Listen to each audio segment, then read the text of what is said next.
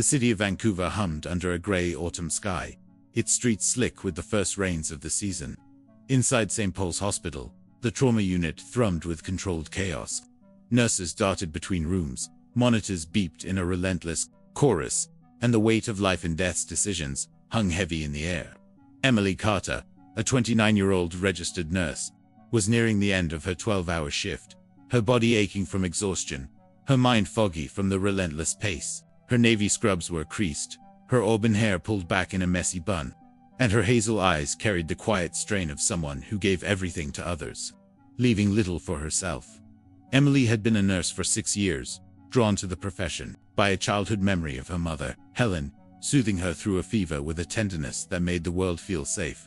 Now, it was Emily's turn to care for Helen, whose arthritis and heart condition had worsened, piling medical bills onto their modest life. Emily's small apartment in East Vancouver was a testament to her sacrifices: bare walls, second-hand furniture, and a fridge that often held more leftovers than fresh food. Every extra shift she picked up was a step toward moving her mother to a better assisted living facility, one with warm staff and gardens where Helen could sit and read, her favorite pastime. Tonight, as Emily gathered her things to leave, her phone buzzed with a text from her mother. "Don't worry about visiting tonight, sweetheart. Rest." Emily's heart sank. She'd promised to stop by, to share a cup of tea and hear her mother's stories of growing up in the prairies. But before she could reply, the hospital's emergency alarm pierced the air, a shrill call to action. A voice crackled over the intercom: "Incoming trauma. ETA 5 minutes. Car accident. Critical condition. Massive blood loss." Dr. Michael Reynolds, a seasoned trauma surgeon with graying temples and a commanding presence, rushed past Emily toward the trauma bay. "Emily, we need you to stay," he said, his voice tight with urgency. "Male, 34. Severe crash on the 99. He's losing blood fast, and we're critically low on AB negative." Emily froze, her hand still on her coat. She glanced at the clock. 8:47 p.m. Her mother's face flashed in her mind, but the desperation in Dr. Reynolds' eyes anchored her to the moment. "What's the status?" she asked, slipping back into nurse mode. "He's unstable, needs an immediate transfusion before surgery. AB negative is rare, and our blood bank's nearly dry. Universal plasma won't cut it for this one." Emily's breath caught. "I'm AB negative," she said, the words tumbling out before she could overthink them. Dr. Reynolds stopped, his eyes widening. "Emily, you just worked 12 hours. Donating now could if it saves him." "I'm doing it," she cut in, her voice firm despite the tremor in her hands. "I'm young, healthy. I can handle it." 20 minutes later, Emily sat in a donation chair, a needle in her arm, watching her blood flow through a clear tube. The room was sterile, cold, the hum of machines a stark contrast to the warmth of her sacrifice. Her head felt light, her limbs heavy, but she focused on the rhythm of her breathing, steadying herself. She didn't know the man her blood was saving, only that he was someone's son, maybe someone's father. That was enough. A nurse monitored her, offering a gentle smile. "You're a hero, you know that." Emily shook her head, managing a tired laugh. "Just doing what we do." The patient, she learned, was a 34-year-old man who'd been T-boned at an intersection. His car crumpled like paper. He'd lost consciousness, his vitals crashing as paramedics fought to keep him alive. Emily's blood, her rare, precious AB negative, stabilized him just enough for the surgeons to take him into the OR. By the time she finished donating, her head was spinning, and she leaned back, closing her eyes. A colleague pressed a juice box into her hand. "You okay?" Emily nodded, sipping the juice, its sweetness grounding her. "Is he going to make it?" she asked. The colleague shrugged. "Thanks to you, he's got a shot." Emily didn't see the patient. After recovering, she filled out paperwork, her handwriting shaky, and headed home. The Vancouver night was damp, the city lights blurred through her tired eyes. In her apartment, she collapsed onto her couch, still in her scrubs, and thought of her mother. Guilt tugged at her she hadn't made it to visit, but as she drifted to sleep, a quiet satisfaction settled in her chest. She'd given a stranger a chance to live. That was worth everything.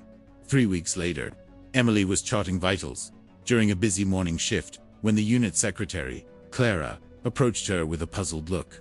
"Emily, there's a guy in the waiting area asking for you. Says it's personal, not patient-related." Emily frowned, wiping her hands on her scrubs.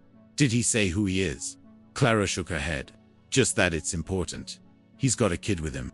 Curious, Emily made her way to the family waiting area, a small room with faded chairs and a coffee machine that never worked. There, standing by the window, was a man in his mid-30s, dressed in a tailored navy suit that looked out of place in the hospital's fluorescent glow. His dark hair was neatly combed, and his eyes carried a quiet intensity. Beside him stood a little girl, about 5, with chestnut curls and a shy smile, clutching a small bouquet of daisies. The man turned as Emily approached, his face lighting up with recognition. "Are you Emily Carter?" he asked, his voice warm but edged with nervousness. "I am," Emily replied, her curiosity deepening. "How can I help you?" The man extended his hand, his grip firm but gentle. "I'm James Thompson, and this is my daughter, Lily. 3 weeks ago, you donated your blood during my emergency surgery. You saved my life." Emily's heart skipped. This was him, the man from that night. His face was kind, his eyes carrying the weight of someone who'd come too close to losing everything. "Mr. Thompson," she said, her voice catching. "I'm so glad you're okay. How are you feeling?" James smiled, but his eyes shimmered with emotion. "I'm here, thanks to you. The doctors told me I was minutes away from not making it. Your blood gave me the time they needed to save me." Lily stepped forward, holding out the daisies. "These are for you, Miss Emily," she said softly, her voice small but clear. "Daddy says you're why he's still here to tuck me in."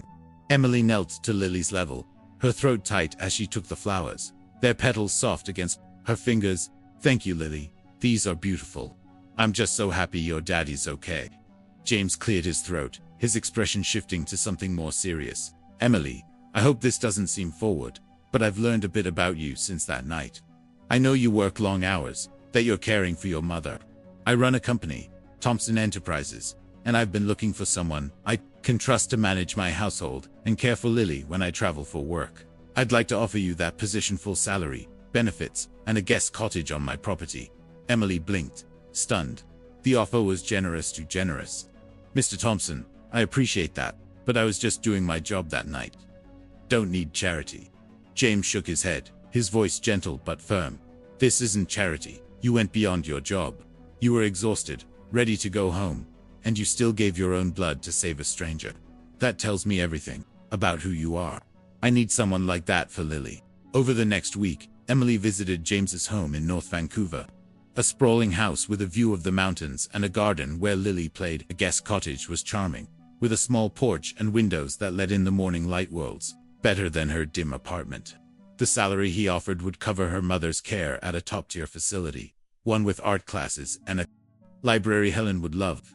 But what struck Emily most was Lily. The girl was bright, curious, and kind, her laughter filling the house as she showed Emily her collection of stuffed animals. James, a widower since Lily was a baby, was a devoted father, but his role as CEO often pulled him away. He needed someone to be a steady presence for Lily, to braid her hair, help with homework, and cheer at her soccer games. Emily felt a pull not just to the job, but to this family. She saw herself in Lily, a girl growing up without a mother, and in James, a man trying to balance love and duty. She took the job, not just for the money, but for the chance to make a difference in their lives, the way she had that night in the hospital. 3 months later, Emily had settled into her new life. Her mother was thriving in her new facility, her face lighting up during visits as she shared stories of her watercolor classes. Lily had become Emily's shadow, their bond growing through late-night talks about school crushes and shared ice cream cones. The cottage felt like home, its walls now decorated with photos of Lily's drawings and Helen's visits. James's house, once quiet and orderly, now buzzed with warmth, movie nights, pancake breakfasts, and Lily's giggles echoing through the halls. One evening, as they sat in the living room watching Lily perform a song she'd learned at school, James turned to Emily, his expression serious. "Emily, I need to be honest," he said, his voice low. "When I offered you this job, I told myself it was about gratitude, about solving a problem. But it's more than that. I've fallen in love with you not because you saved my life, but because of who you are, the way you care for Lily, the way you bring light to this house, the way you make every day better." Emily's heart pounded. She'd felt it too fierce, quiet, growing love. She'd tried to keep it professional, but James's kindness, his devotion to Lily, his steady presence had woven their way into her heart. "James," she said, her voice trembling, I love you too. And Lily, she's like my own. Lily, eavesdropping from the couch, squealed and ran over, throwing her arms around them.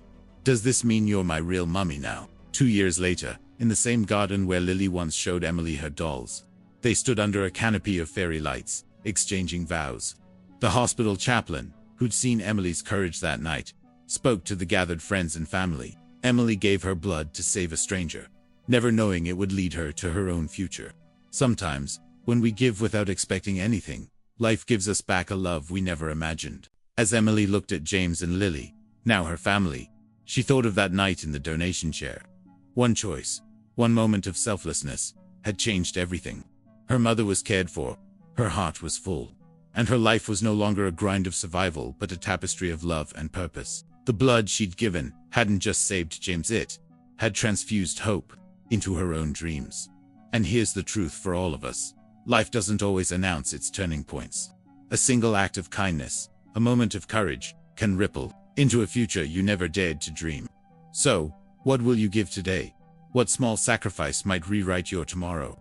Because sometimes, the greatest gifts we give don't just save a life, they create one.